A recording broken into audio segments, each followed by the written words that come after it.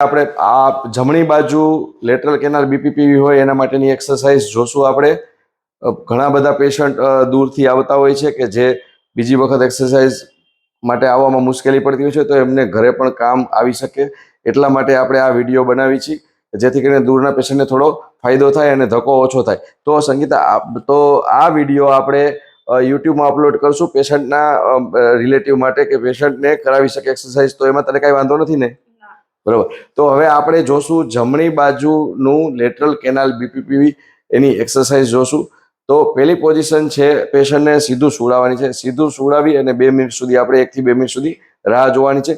પછી જમણી બાજુનું લેટરલ કેનાલ બીપીપીવી છે, આ મેનોયુરનું નામ છે લેમ્પર્ટ મેનોયુર અથવા બાર્બેક્યુ બીબીક્યુ મેનોયુર. બરોબર. તો હવે આ મેનોયુરમાં આપણે પહેલી પોઝિશન, દરેક સ્ટેપ છે. તો પહેલું સ્ટેપ છે સીધું સુવાનું 1 થી 2 મિનિટ માટે. પછી બીજું સ્ટેપ આવશે, જમણી બાજુ પેશન્ટનું 90 ડિગ્રી 90 ડિગ્રી માથું ફેરવવાનું છે અને પેશન્ટનું માથું થોડું ઝડપથી ફેરવવાનું છે, યાદ રાખો. તો આ 90 ડિગ્રી માથું ફેરવ્યું આપણે. 90 ડિગ્રી માથું ફેરવ્યું પછી આપણે 2 મિનિટ સુધી રાહ જોવાની છે અને પેશન્ટને સમજાવવાનું છે કે કસરત કરાવશું ત્યારે થોડા ચક્કર આવશે તો કાંઈ ચિંતા કરવાની જરૂર નથી. અને યાદ રાખો, અને પેશન્ટની આજુબાજુ બે બાજુ એક રિલેટિવને રાખવાના છે, જે રીતે ઊભા છે એ રીતે. તો જેથી કરીને ચક્કર પેશન્ટને આવે તો રિલેટિવ પેશન્ટનો હાથ પકડી અને પેશન્ટને સપોર્ટ આવે, જેથી પેશન્ટને માનસિક રીતે સારું લાગે કે ભાઈ મને પકડ્યા છે, હું પડીશ નહીં એમ.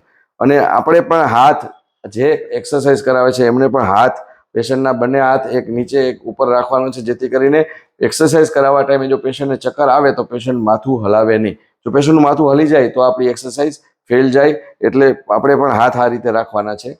અને દરેક વખતે જ્યારે પોઝિશન બદલાવો ત્યારે પહેલા પેશન્ટને ઇન્ફોર્મ કરવાનું છે, પેશન્ટને સમજાવવાનું છે કે હવે હું આ પોઝિશન કરીશ, માથું તમારું ફેરવીશ, જેથી કરીને પેશન્ટને ડર ના લાગે, પેશન્ટ ગભરાઈ ના જાય. તો હવે આ 90 ડિગ્રી આપણે જમણી બાજુની પ્રોબ્લેમ માટે આપણે 90 ડિગ્રી જમણી બાજુ ફેરવ્યું માથું. હવે અહીંયાથી આપણે ડાબી બાજુ ડાયરેક્ટ જશું, 180 ડિગ્રી માથું ફેરવશું. હવે માથું ડાબી બાજુ ફેરવીશ અને માથું, હા યાદ રાખો, જેટલું બને એટલું ઝડપથી ફેરવવાનું છે. ડાબી બાજુ ફેરવું છું. ઓકે, ડાબી બાજુ માથું ફેરવ્યું. હવે આ પોઝિશન આપણે પાછી 2 મિનિટ રાખવાની છે. 2 મિનિટ પૂરી થાય પછી પાછું માથું જમીન બાજુ, એટલે કે ઉલટું થાય એ રીતે કરવાનું છે. આ રીતે કરવાનું છે બસ.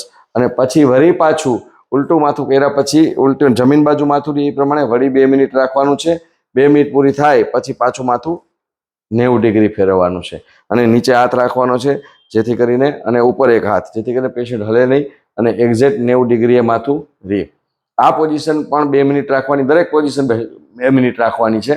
અને આમ નિસ્ટેગ્મસ જોવાના હોય કે ભાઈ નિસ્ટેગ્મસ પૂરા થાય પછી પોઝિશન બદલાવાની હોય, પણ પેશન્ટ ઘરે મિનિમમ 2 મિનિટ રાખે એ સારું છે. હવે આ વિડીયો ડૉક્ટર અને પેશન્ટ બંને માટે છે કે ડૉક્ટર પણ પોતાના પેશન્ટને આ વિડીયો જોઈને એક્સરસાઇઝ કરાવી શકે છે. હવે આ 2 મિનિટ પૂરી થાય પછી પેશન્ટને સીધું કરવાનું છે, પણ પેશન્ટને સમજાવવાનું કે હવે સીધું થવાનું છે અને ઝડપથી થવાનું છે. ઝડપથી મૂવમેન્ટ થાય એ ખૂબ જ જરૂરી છે, નહીંતર એક્સરસાઇઝનું રિઝલ્ટ ઓછું આવે. ઝડપથી સીધું થવાનું છે હવે તારે. બહુ સરસ, બહુ સરસ, બહુ સરસ. બસ આ રીતે ઝડપથી સીધું થયું એટલે આ રોલ આખો ફરી ગયો આમથી આમ. હવે આ પોઝિશનમાં પણ 2 મિનિટ રાખવાનું છે.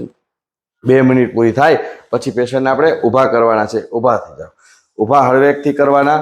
અને ઊભા થઈ ગયા પછી બાજુમાં બે બાજુ રિલેટિવને ઊભું રહેવાનું છે અને હાથ પકડીને ઊભું રહેવાનું છે, કેમ કે જ્યારે ઊભા કરી ત્યારે ઘણી વખત ચક્કર આવે. તો જ્યારે ચક્કર જતા રહીએ અથવા તો ચક્કર ના આવતા હોય તો પણ પેશન્ટને 2 મિનિટ આ જ પોઝિશનમાં રાખી અને પછી નીચે ઉતારવાના છે. અને આ એક્સરસાઇઝ કર્યા પછી અડધી કલાક સુધી સીધું માથું રાખીને બેસી રહીએ તો વધારે સારું. આ એક્સરસાઇઝ હતી જમણી બાજુ લેટરલ કેનાલ બીપીપીવી માટે. આભાર.